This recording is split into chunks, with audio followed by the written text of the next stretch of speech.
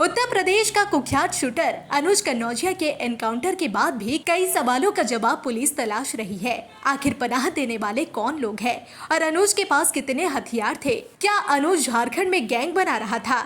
जो खुलासा अब तक की जांच में हुआ है उसे जानकर चौंक जाएंगे। अनुज कन्नौजिया जमशेदपुर में ही एक नया गैंग बनाने की तैयारी में था। उसके कई सपोर्ट्स थे जो उसके हथियार छुपाने को लेकर तमाम जानकारी मुहैया कराते थे। इसके पास AK-47 कार्बाइन जैसे घातक हथियार इसके पास मौजूद था।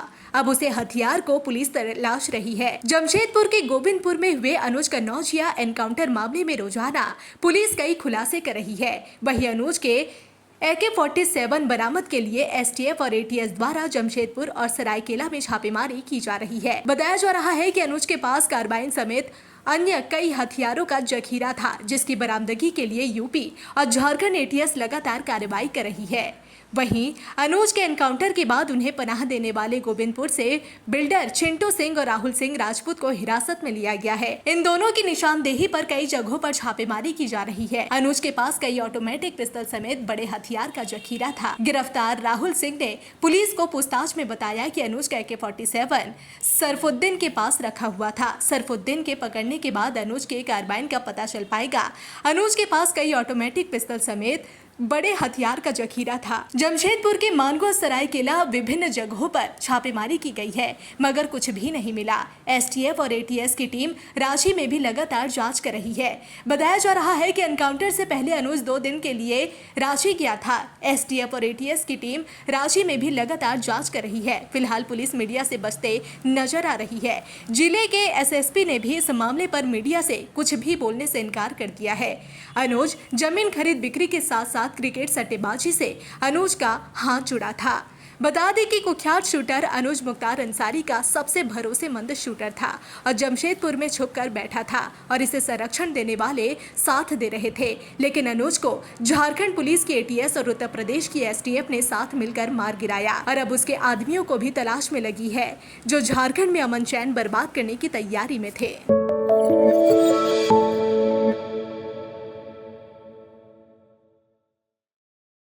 उत्तर प्रदेश का कुख्यात शूटर अनुज कन्नौजिया के एनकाउंटर के बाद भी कई सवालों का जवाब पुलिस तलाश रही है।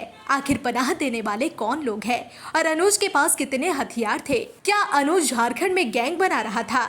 जो खुलासा अब तक की जांच में हुआ है उसे जानकर चौंक जाएंगे। अनुज कन्नौजिया जमशेदपुर में ही एक नया गैंग बनाने की तैयारी में था। उसके कई सपोर्ट्स थे जो उसके हथियार छुपाने को लेकर तमाम जानकारी मुहैया कराते थे। इसके पास AK-47 कार्बाइन जैसे घातक हथियार इसके पास मौजूद था। अब उसे हथियार को पुलिस तलाश रही है। जमशेदपुर के गोविंदपुर में हुए अनुज कन्नौजिया एनकाउंटर मामले में रोजाना पुलिस कई खुलासे कर रही है। वही अनुज के AK-47 बरामद के लिए STF और ATS द्वारा जमशेदपुर और सरायकेला में छापेमारी की जा रही है। बताया जा रहा है कि अनुज के पास कार्बाइन समेत अन्य कई हथियारों का जखीरा था, जिसकी बरामदगी के लिए यूपी और झारखंड ATS लगातार कार्रवाई कर रही है। वहीं अनुज के एनकाउंटर के बाद उन्हें पनाह देने वाले गोविंदपुर से बिल्डर चिंटू सिंह और राहुल सिंह राजपूत को हिरासत में लिया गया है। इन दोनों की निशानदेही पर कई जगहों पर छापेमारी की जा रही है। अनुज के पास कई ऑटोमेटिक पिस्तौल समेत बड़े हथियार का जखीरा था। गिरफ्तार राहुल सिंह ने पुलिस को पूछताछ में बताया कि अनुज का AK-47 सरफुद्दीन के पास रखा हुआ था। सरफुद्दीन के पकड़ने के बाद अनुज के कार्बाइन का पता चल पाएगा।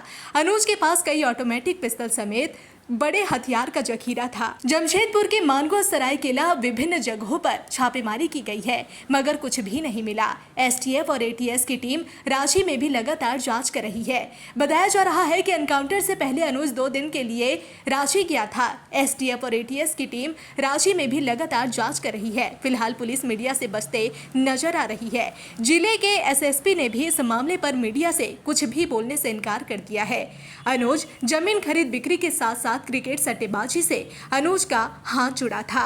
बता दें कि कुख्यात शूटर अनुज मुख्तार अंसारी का सबसे भरोसेमंद शूटर था और जमशेदपुर में छुपकर बैठा था और इसे संरक्षण देने वाले साथ दे रहे थे। लेकिन अनुज को झारखंड पुलिस की ATS और उत्तर प्रदेश की STF ने साथ मिलकर मार गिराया और अब उसके आदमियों को भी तलाश में लगी है, जो झारखंड में अमन चैन बर्बाद करने की तैयारी में थे।